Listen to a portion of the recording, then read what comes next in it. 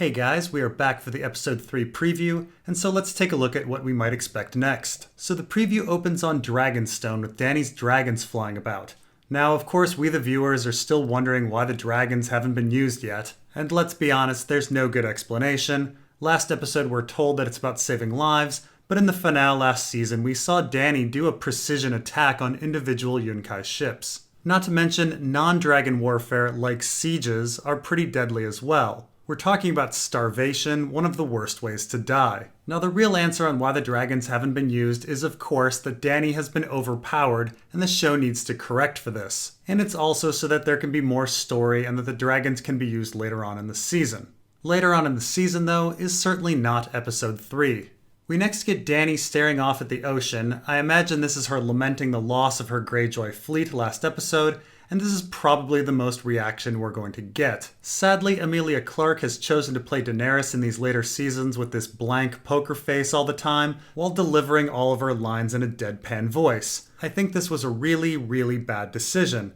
Now, Emilia Clarke can act fine, and we saw her do a good job in the first few seasons, but she's no master of subtlety. Cersei's Lena Headey or Tywin's Charles Dance can pull off the whole stiff upper lip stoic Brit whose emotions betray them with a mere look or a slight curl of the lip. But that's not Emilia Clarke.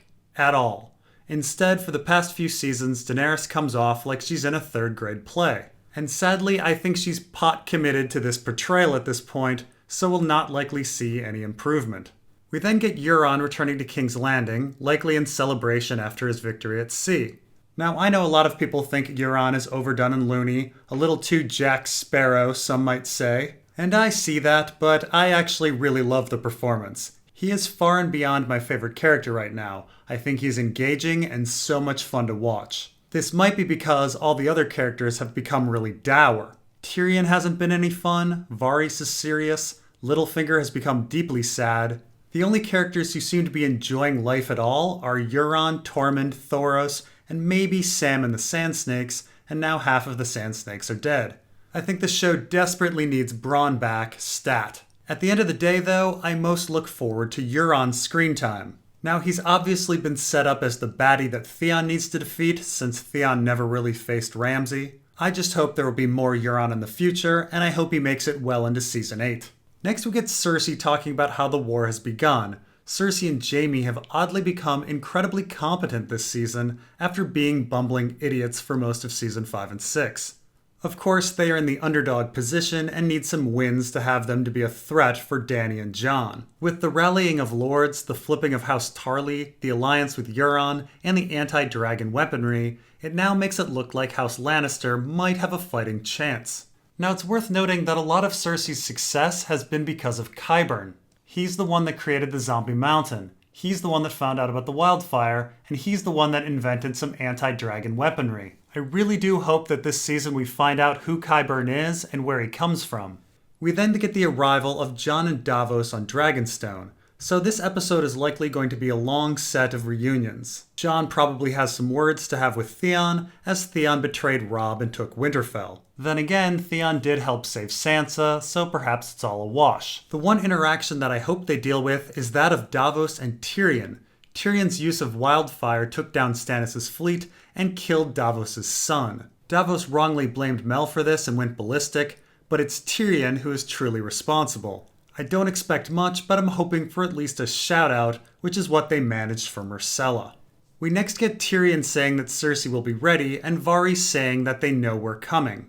It's difficult to surmise what exactly they're talking about here. The attack on Casterly Rock is supposed to be a surprise, and from the season trailers it looked like Grey Worm was approaching somewhat silently. And we also see unsullied opening doors from the inside of Casterly Rock, which lends credence to the idea that the Unsullied snuck in, perhaps using Tyrion's knowledge of the sewers to get inside the castle. So Tyrion and Varys may be talking about the eventual assault on King's Landing, and Tyrion did say that Cersei will be ready, and she's clearly not at Casterly Rock. That said, Yara and Ellaria were captured and could be tortured for information. It would be a neat twist if the Lannisters did find out about the attack on Casterly Rock and are only pretending to be surprised, and will have a big counterattack trap set up. Grey Worm is frankly a disposable character, and I think there is a good chance he will die. There are no more trailer images of Grey Worm after episode 3.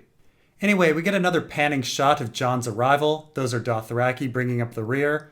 This meeting between Jon and Dany is looking like it's going to take up a great deal of the episode. I mean, Jon has to have a scene with Theon, and Tyrion, and Dany, and perhaps a dragon. We get another shot of Dany, and then we get Grey Worm preparing for battle. Now, when Euron was talking to Cersei, he said his fleet was much larger than the one we see. So I can't help thinking about how Grey Worm's fleet is just as vulnerable as Theon and Yara's. They seem to have made it to Casterly Rock safe and sound, but I can't help thinking about what easy pickings those ships are out there. And Casterly Rock is not exactly far from the Iron Islands. We then get what looks to be Jaime walking through a door towards some soldiers. Now in the season trailer, we did see Jaime walking by a dead man on some battlements overlooking the sea. So they may have Jaime head over to Casterly Rock for Grey Worm's assault.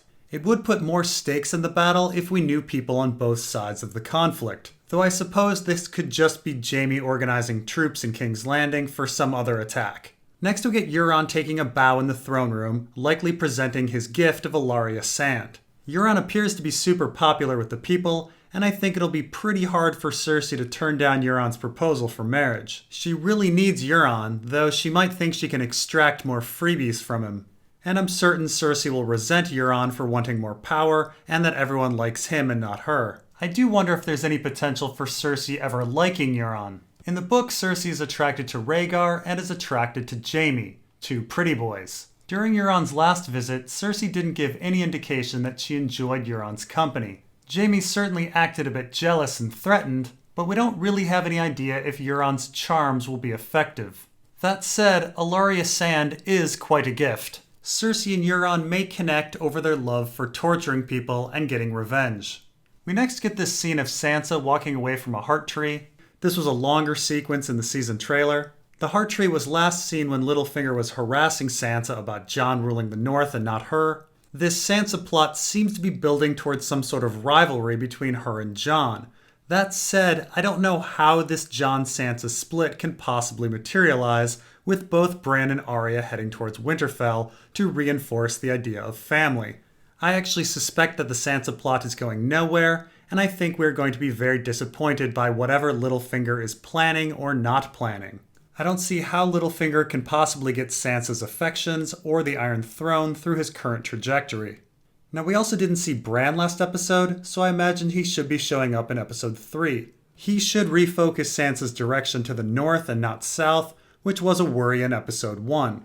We then get an Unsullied D-Day-like landing at Casterly Rock, and we get this scene from the season trailers where the Unsullied open the doors from the inside and let in the rest of the forces during the invasion of Casterly Rock. We next get some Lannister Bowmen shooting down invaders. Now, a few people pointed out to me that these bowmen look a lot like the striding huntsmen, the sigil of House Tarly. So I went back and I checked the Lannister Bowmen used at the Battle of the Blackwater. Although there are some minor differences, these are definitely Lannister Bowmen. The presence of these bowmen in formation, though, shows that the attack on Casterly Rock was not a complete surprise, and we do have some organized resistance. I guess Yara and Ellaria did sing to Euron after all. And then we get some fighting that we saw in the season trailers. And of course, our final shot is Jon meeting Dany. Now, of course, the big question here is whether or not Jon will bend the knee. Of course, back in the day, there was a king named Torrhen Stark who was the one that knelt to Aegon the Conqueror. His bastard brother, Brandon Snow, wanted to sneak in and assassinate the dragons instead. Who's to say if Jon would take after either of them? And we should probably not forget all of that Mance Raider we do not kneel stuff. Jon is definitely a fan of wildling culture, and not kneeling is a big part of that. That said, Season 7 Jon seems very focused on fighting the Night King. This is how I assume the conversation will go down. Jon will claim that he'll bend the knee if Daenerys agrees to go north, and then Daenerys will reply that she's happy to go north, but she needs to take her throne first. And then Jon will say, well, then I can't bend the knee. And finally Daenerys will say, well, at least bring me proof that White Walkers are real. And that'll put Jon on a quest to go north of the Wall. Now with Dany sitting on her throne, we're probably going to get the prime emotionless Dany. And Jon has been pretty sad lately too, so I'm not sure how much flirting we're going to get between these two. Everyone is expecting this big incestuous hookup to happen eventually. I guess next episode we'll finally see if these two have any sexual chemistry. Though if Dany spends the episode sitting all the way on her throne across the room, there probably won't be much. And that is it for the preview. We will see you next time with the Season 2 Serious Q&A. Thanks for watching.